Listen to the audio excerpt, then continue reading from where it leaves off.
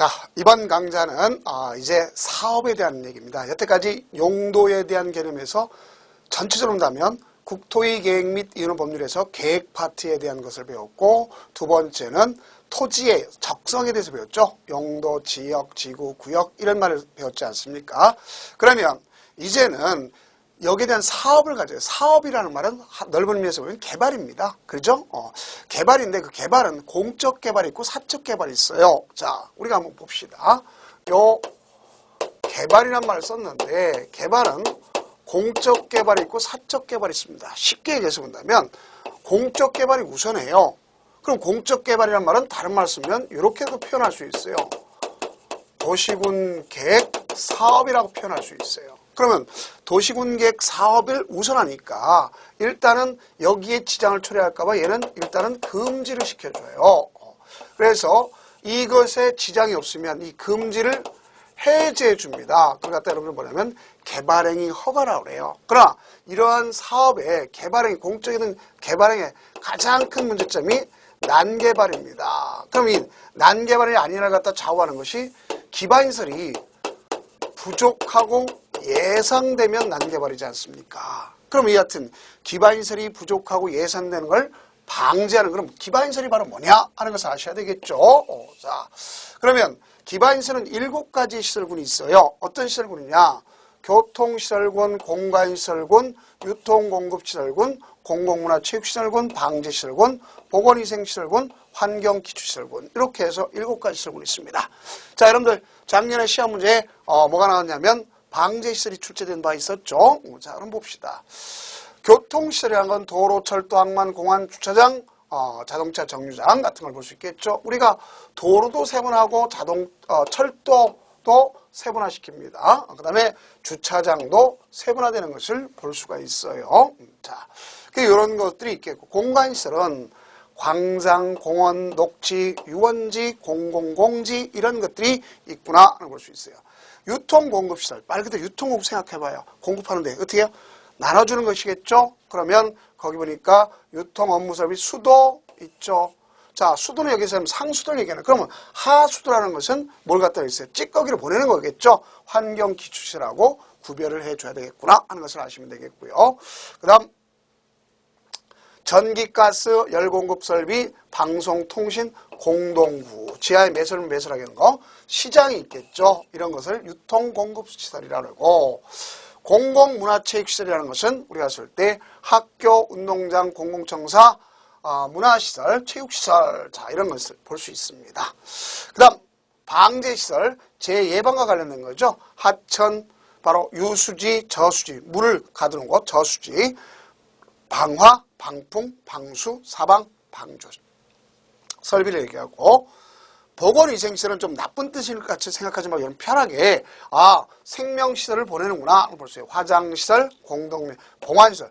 봉안시설은 옛날로 얘기하면 뭐를 갖다 얘기하는 거예요? 납골당을 얘기하는 거죠. 그 다음에 자연장지, 수목장 같은 거, 장례식장, 도축장, 종합의료시설 이런 게 있습니다.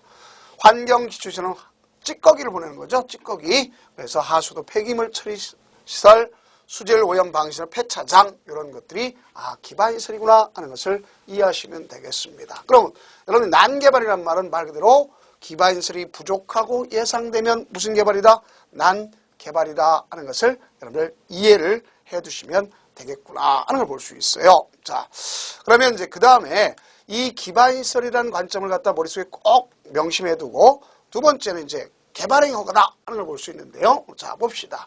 앞서 얘기했죠. 개발에는 공적 개발을 얘기하는 게 사적 개발을 얘기하는 거예요. 그래서 개발행위의 가장 대표적 표상이 바로 뭐냐면 건축물의 건축 있습니다. 그래서 건축법 제2조 1항 이후에 따른 건축물의 건축. 건축이라는 건 몇 가지가 있냐면 5가지가 있어요. 건축물의 건축, 공작물의 설치, 토지 형질 변경 같은 이런 것 개념을 하는 게 아니라, 건축법상은 건축이라는 말은 신축, 증축, 개축, 재축, 이전 이런 뜻을 갖고 있는 것을 볼 수가 있습니다. 그래서 여기 있는 이 개념하고 다르더라 하는 것이 건축법이고, 공작물의 설치, 인공을 가해 제작된 시설 건축법에 따른 건축물을 제외한 공작. 그러면 우리가 건축법상에 건축물과 공작물은 뭐로 구별하느냐? 그래 볼 때 지붕이 있느냐 없냐 이걸 가지고 구별할 수 있습니다. 자, 토지 형질 변경, 그러면 토, 절토, 성토, 정지, 포장 등의 방법으로서 토지 형상을 변경하는 행위와 공유 수면을 매립. 자, 여기 봐요.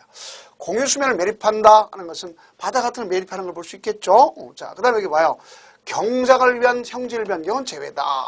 자, 형질 변경 중에서 경작, 그럼 많은 걸 써요. 농사짓기 위해서 하는 건 제외다. 볼 수 있겠죠. 그 다음, 우리가 이제 뭐라는 지목을 변경한다 할지라도, 그것도 여기에 뭐에 해당하냐면, 형질 변경에 해당하는 겁니다. 다만, 전답 사이는 물을 대느냐 안 되냐니까 그건 상관이 없는 거죠. 토석 채취, 흙, 모래, 자갈, 바위, 토석을 채취하는 행위인데, 단, 토지 형질 변경을 목적으로 하는 것. 이미 토지 형질 변경 여기서 허가 받았잖아요. 그죠? 그 중에서 토석을 채취하는 건 받을 필요가 없구나. 이렇게 보시면 되겠습니다. 다음, 토지 분할이 있습니다. 그러면 녹지지역, 관리지역, 농림지역, 자연. 자, 여기 봐요. 녹지지역, 관리지역, 농림, 자연환경보 전제안에서 관계만 인허가 받지 않고 행하는 행정변경이라든가 또 건축법의 분할 제한 면적 미만. 자, 여기는 주거지역, 기타 지역은 60, 상업공업 150, 녹지 200 이러는 것인데 그 미만으로 나눈 것도 역시 개발의 허가 대상이구나 하는 걸 볼 수 있어요. 그런데 이때 여기는 반드시 나대지만을 갖다 기점으로 한다 하는 것을 아시면 돼요. 자, 무슨 대지? 나대지를 기점으로 한다. 이렇게 볼 수 있습니다. 다음, 물건을 쌓아놓은 행위인데, 자, 뭐라 쓰면 녹지지역, 관리지역, 자연, 녹관자에서 물건을 쌓는 거예요. 1개월 이상 쌓아놓은 행위가 개발행 허가 대상이 되는구나 하는 것을 아실 수 있습니다. 그래서 이걸 그럼 여러분들 이렇게 5가지 형태지만 6가지지만 사실상 얘를 한 가지 묶어버리면 5가지죠. 그러면 그 중에서도 이렇게 나눌 수 있습니다. 나중에 보겠지만 이거는 공사를 수반하느냐고. 공사를 수반하고 수반하지 않는 것. 나중에 무슨 문제 생기냐. 준공 검사 문제 생기는구나 하는 것도 같이 이해하시면 되겠습니다. 다음, 개발행 허가 대상 2라고 그랬는데 왜냐하면 그 중에 시험 문제 가장 기본적으로 봤을 때 이런 형태가 되는 것이기 때문에 제가 이거 펌지를 해왔습니다. 그래서 여기에서 펌지를 해왔는데요. 자, 여기 봅시다. 개발행 허가 대상은 이와 같이 건축물의 건축이란 말은 건축물의 종류가 28가지 형태가 있잖아요. 그죠? 그러면 그 중에서도 여기 보면 단독주택, 공동주택 그래왔죠. 그건 어디로 적용받았어요? 건축법 적용받는 것을 기점으로 하면서 특히 또 주택에 대한 관점으로 이루어지겠죠. 자, 그런데 여기에 있는 것을 갖다 하겠다. 이거 외의 것을 하겠다. 그러면 이런 경우를 하겠다. 그러면 이거는 도시계획위원회 심의사항이구나 하는 것도 여러분들이 아셔야 되겠습니다. 그런데 여기 토지 분할이나 물건의 역치는 왜? 공사를 수반하지 않죠. 그러니까 심의할 필요가 있어요? 없어요? 없죠. 다음. 비교급으로서 이쪽 나눠줬는데 이건 뭐를 의미하느냐. 재복구 재난수습에서 응급조치를 하겠다. 그러면 요거는 허가받을 일이 없다 소리입니다. 자, 요것만큼 이 법에서만큼은 여기서만큼은 얼마라고 쓰면 1월 내 신고하도록 돼 있어요. 그런데 단 주의할 것은 도시개발법이나 도시 및 주거환경 정비법. 자, 여기서는 그냥 하는 겁니다. 신고가 필요가 없더라라고 볼 수 있어요. 경작을 위한 토지 형질을 할 필요 없고 경미한 개발행위 할 필요가 없더라. 이렇게 보시면 되겠습니다. 자, 다음 개발행위 허가 절차를 갖다 보도록 해봅시다. 자, 여기 봅시다. 요식행위니까 뭐 해야 돼? 신청서를 제출해야 되겠죠? 자, 신청서를 제출합니다. 그러면 이때 신청서를 제출할 때 여기에 계획서를 반드시 첨부하는 건 아니지만 첨부해야 되는 경우도 있더라 이렇게 볼 수 있어요. 그러면 여기에 그 계획서가 첨부가 돼야 된다 그랬는데 이 계획서의 의미가 바로 뭐냐 하는 것을 여러분들 아시면 되겠죠. 자, 이거는 기반시설을 설치할지 안 할지에 대한 계획서구나 이렇게 우리가 연상하시면 되겠습니다. 그 다음 개발행위 허가 기준을 검토한다 그랬어요. 자, 이 개발행위 허가 기준 검토는 몇 가지가 아니라 나중에 또 여러분들 기본에서 배우겠지만 5가지 형태가 있어요. 제일 먼저 자, 뭐가 있냐면 규모가 있습니다. 규모. 자, 그래서 규모가 있겠고 또 여기 보면 도시군 계획 사업에 지장이 있는지 없는지 이걸 갖다 따지는 겁니다. 알겠죠? 또 도시군 관리계획과 성장관리 방안, 소위 성장관리 방안이라고 하는 것, 이것도 역시 같이 이해해 둘 필요가 있습니다. 그래서 이거와 같이 묶게요. 성장관리 방안이라고 하는 것. 자, 이것도 하나 묶는 거죠. 그럼 세 가지가 있죠. 그러면 여기 봐요. 여기에 뭐가 돼야 되겠어요?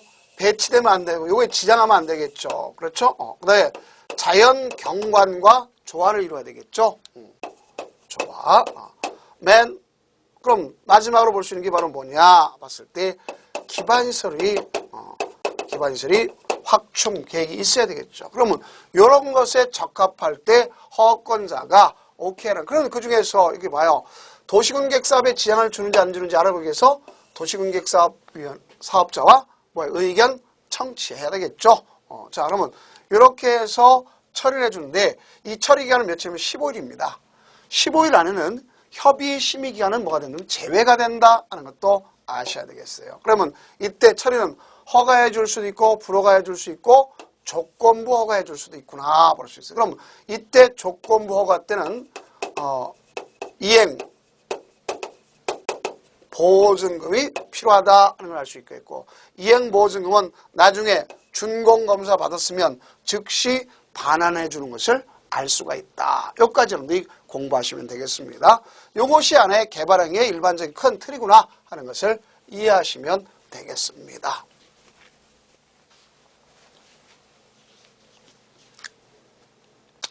자, 다음은 개발행위 할 때 가장 중요한 것이 여러분들 사업에서 무엇보다 환경영향평가. 앞에서 간접적으로 얘기했죠.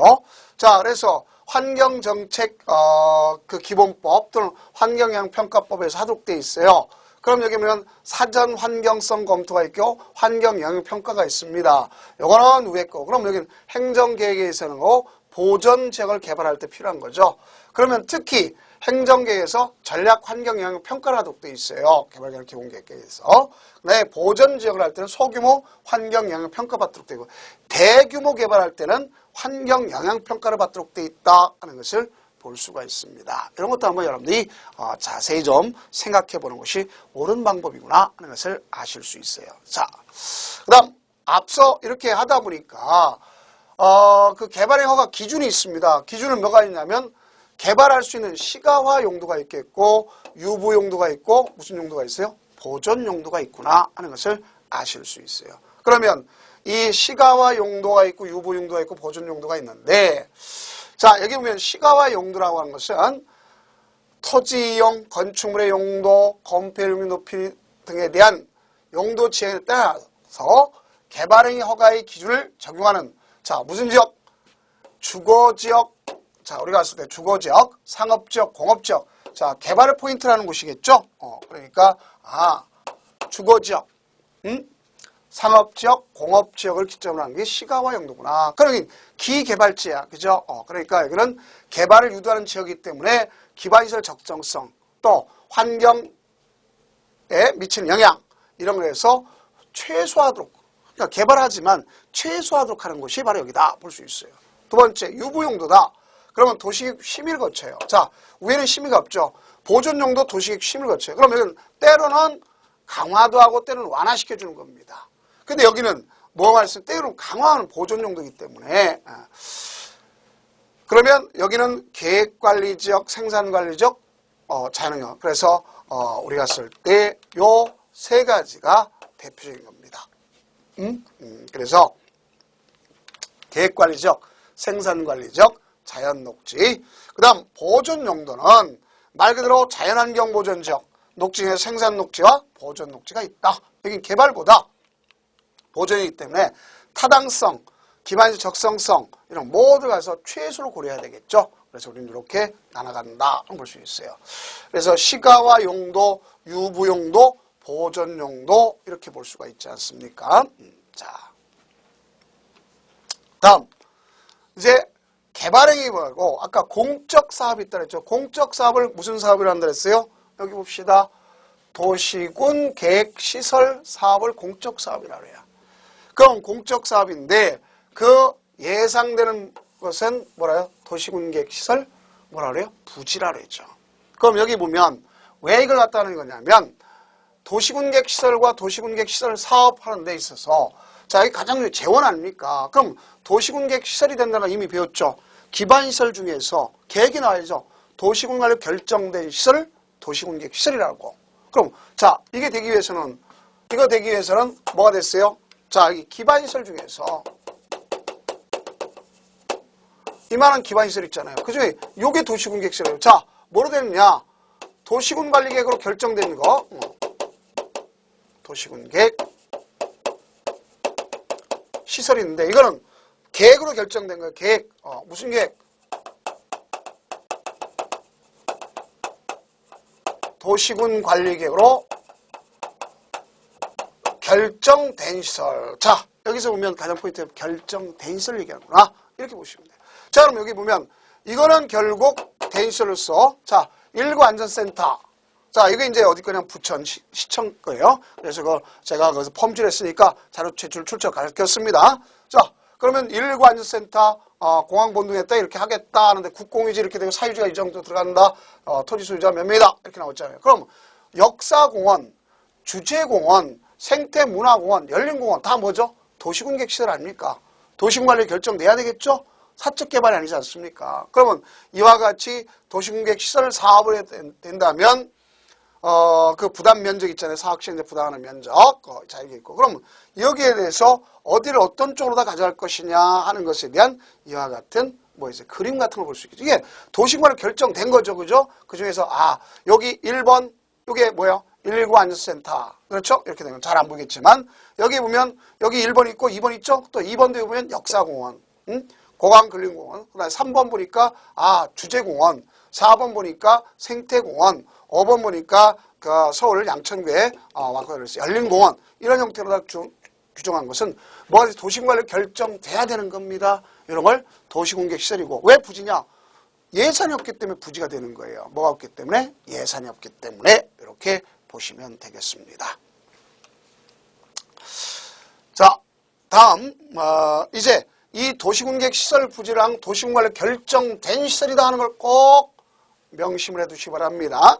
자, 다음 이제 도시군 시설 사업을 어떻게 할 거냐 이걸 봐야 되겠죠. 자, 너무 좀 새카만가요? 저는 본래 좀 잘하려고 그랬는데 너무 새카면서 죄송합니다. 제 얼굴 새카하지만 자 봅시다. 여기 앞서 있죠. 기반시설이 있어요. 기반시설 중에서 도시군과로 결정된 시설을 무슨 시설이 한다? 도시군 계획 시설이라는 거예요. 그러면 이 도시군 계획 시설이라는 건 기반시설 중 도시군과로 결정된 시설이다 배웠죠.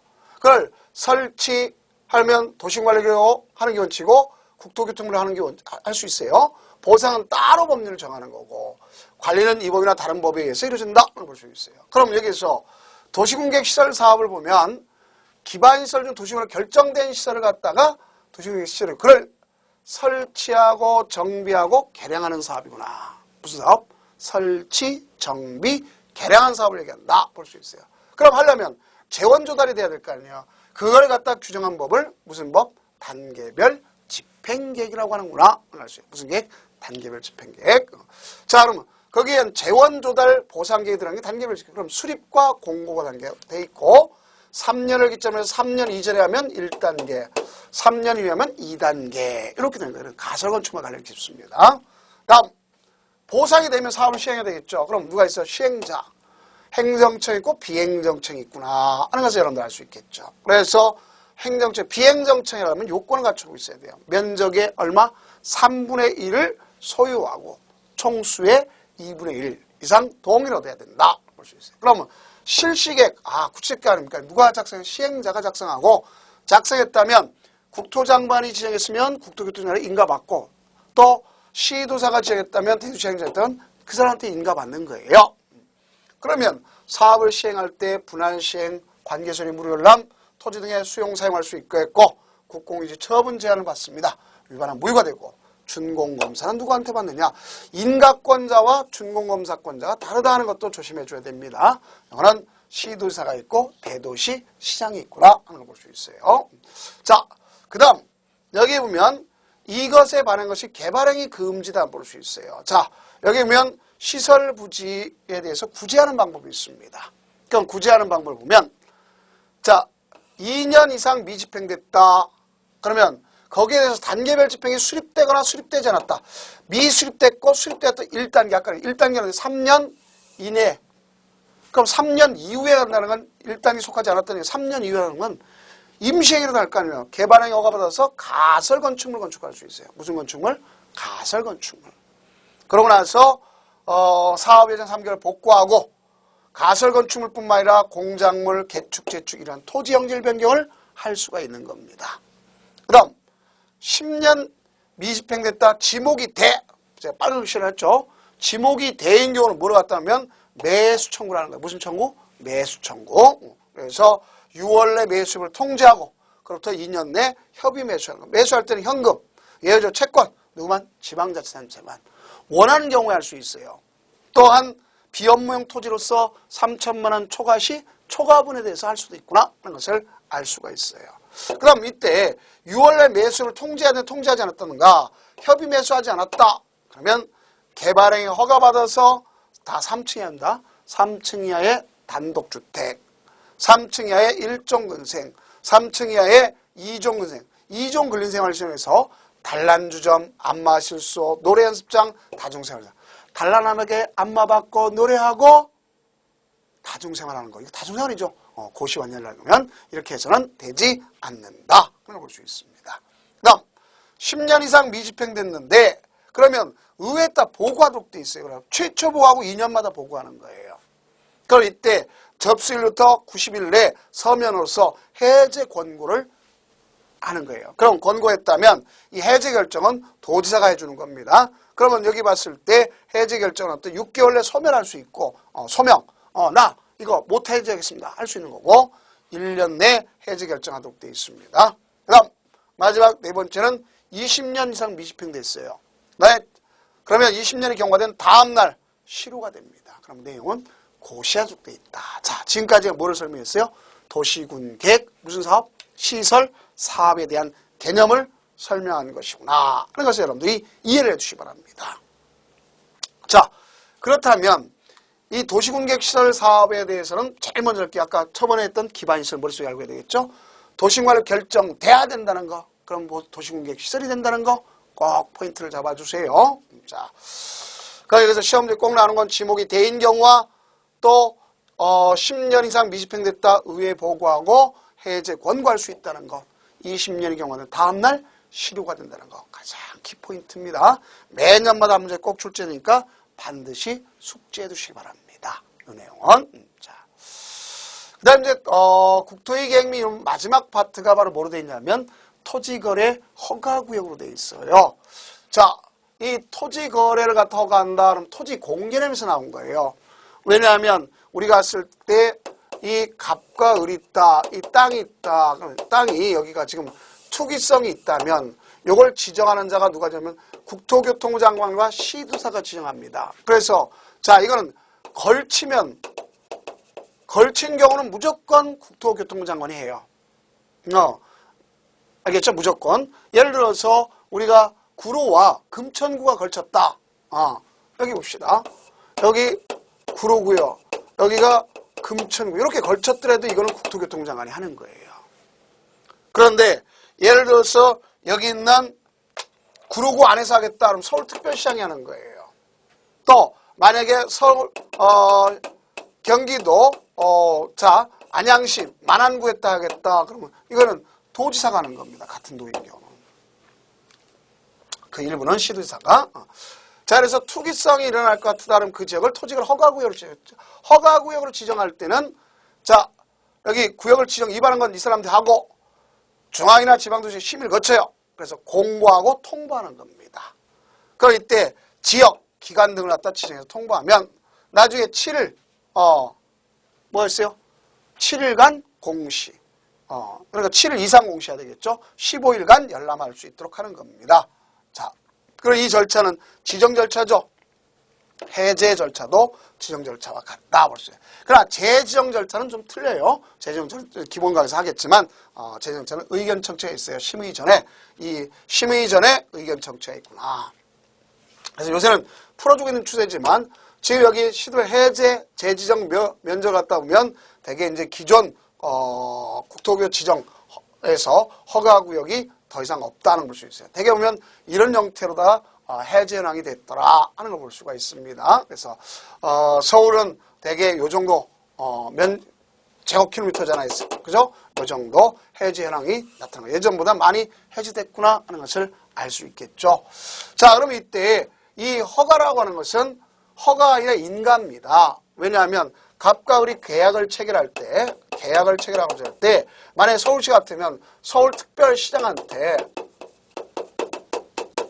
신청을 해서 이 사람이 오케이 해야 그래서 오케이를 해야 돼요. 오케이를 해야지만 서울특별시장한테 해서 그 사람이 오케이를 해줘야 등기를 할 수 있어요. 알겠죠? 그러니까 이거는 허가보다는 강학상 강의학에서는 이거는 뭐냐면 인가다 하는 얘기를 볼 수 있어요. 인가. 그래서 인가란 건 제3자의 행위를 유효하게 보충해서 완성시켜주는 것이구나 이렇게 볼 수가 있습니다. 자, 계략적으로 이제 토지거래 허가 우리가 지금 기본 입문 과정이니까 이렇게 시각적으로 보자는 얘기입니다. 이렇게 되는구나. 또 해제할 때도 지정할 때와 같더라. 이거 정도만 이해하시면 되고 재정 절차는 다르다 하는 것을 보시면 되겠습니다. 자, 그러면 토지거래 허가를 받는다. 그러면 자 봐요. 계약 당사자가 합의를 해야 되겠죠. 신청서를 제출하고 누구한테? 시군구에. 그럼 시장군 구청장이 그것 다 계약 내용 토지 이용결 첨부해서 15일 내 검토하는 거지. 그럼 거기서 허가냐 불허가냐 허가했으면 허가증을 교부하면 가서 등기하면 되는 겁니다. 그런데 불허가 됐다. 그러면 가서 불허가청을 불복할 수 있어요. 이의 신청할 수 있어요. 1개월 내. 네, 그러면 도시의원의 심의를 거쳐서 심의 결과를 통보하는 걸 볼 수가 있습니다. 그럼 우리는 이 허가, 불허가보다도 더 먼저 할 수 있는 게 있어요. 그것이 이제 좀 뒤에서 배우겠지만 선매 사실의 통지가 있다. 먼저 사겠다 할 수가 있다는 것도 아시면 되겠습니다. 자, 그다음 이제 허가 규모입니다. 허가 규모 기준인데, 자 여기는 주거하면 욕 나오죠. 180, 상업공업하면 200, 녹지지역 660, 공업지역 660, 녹지지역 100 이렇게 됩니다. 그래서 좀 안 되겠지만 이렇게 절반 대칭을 보면 돼요. 주거 그러면 18이죠. 절반이니까 90. 또 상업 그럼 상놈이 200이니까 그러니까 100. 나머지 660 이렇게 됩니다. 그래서 절반 대칭. 그다음 얘는 도시역 밖은 농지 임야 기타인데 자, 1000을 기점으로 해서 절반 대칭으로 해서 1000의 절반이니까 500, 거의 절반이니까 250이다 볼 수 있어요. 그러니까 해서 허가 받았다면 그 실수요점대로 이용하도록 돼 있어요. 그래서 이용 목적, 자 주거용이다 세 글자죠. 3년간 쓰는 거예요. 네, 상업용지 사업하는 거죠. 4년. 공업용지 역시 사업하는 거 4년. 사업을 하면 무조건 4년이야. 복리시설도 마찬가지고 농사 짓는 건 무조건 2년입니다. 농사. 현상보존령 5년 이런 것을 볼 수 있어요. 현상보존령이란 건 여러분들 어떤 경우 있어요. 내가 여기 있는데 토지거래 허가구역 땅이 있어요. 내가 맹지야. 요만큼을 갖다 도로 하천을 쓰겠다. 그래, 매입할 수 있어요? 없어요? 있죠. 이런 것을 현상보존령이라고 이야기할 수가 있는 것입니다. 그럼 여기서 보면 토지거래 허가 불허처분 때는 이의 신청뿐만 아니라 뭘 할 수 있냐면 매수 청구할 수 있어요. 또 아까 허가 불허가 이전에 할 수 있는 게 뭐랬어요? 선매. 그럼 마지막으로 그 두 가지를 뭐 하면 되겠습니까? 비교하면 되겠죠. 자, 그러면 이제 봅시다. 여기 보면 매수 청구가 있겠고 선매 제도가 있어요. 다 이런 건 협의적 개념입니다. 협의라고 했다는 얘기는 강제란 말이 없어요. 고난이 아니란 말입니다. 자, 그럼 여기 보면 토지거래 불허가 처분을 받은 자가 허가권자에게 청구하는 것은 가서 사주세요 하는 얘기죠. 쉽게 해서 사주세요 하고 하는 것이 매청구고, 선매는 너희들 다 내가 먼저 사겠다 하는 얘기가 좀 톤이 높죠. 자, 그래서 공공용지 취득에 필요하다든가 토지거래 허가구에서 본래 목적 사용하지 않다든가 이런 거 볼 수 있어요. 그럼 성질은 매수자로 지정된 자는 예산 범위 내에서 할 수 있어요. 그러니까 이거는 반드시 하는 게 아니고 이것도 반드시 하는 게 아닙니다. 그래서 지정권자, 자 이거 매수 청구나 선매 제도에 가산하는 자는 시장군수 구청장이에요. 그러나 매수나 선매자는 개인은 있을 수 없어요. 국가지단체, 한국투자주 등 대통령령이 정한 공공기관, 공공단체. 다만 매수 청구는 소유권과 지상권이고 선매는 소유권만 대상이 되는구나. 그 다음 가격은 매수 청구는 공시가이고 신청서에 따르면 다운계약서 쓴다는 거죠. 그렇죠? 허가구역은 어떻겠습니까? 가격을 낮게 쓸 때가 많죠. 그러면 낮은 가격을 줄 수 있어요. 그 다음 여기는 감정가격은 갑자기 어디가 공시가인지 어디가 감정가격인지 잘 이해 못할 때가 있잖아요. 그죠? 그럼 우리가 이런 걸 생각하면 돼요.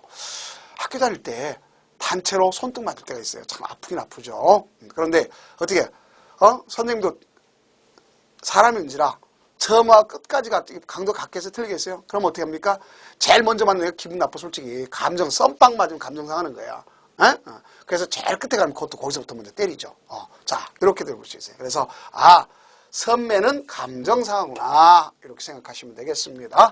자 그럼 지금까지가 뭐에 대해서 이야기한 거냐면 국토의 계획 및 이용에 관한 법률에 의한 종합적인 그 이론의 개념을 나가기에 앞서 하나의 입문 과정을 설명한 것입니다. 그러면 다음은 도시개발법에 대해서 개략적인 절차와 핵심적 개념이 되어 있는 내용을 한번 시각적으로 찾아보도록 하겠습니다.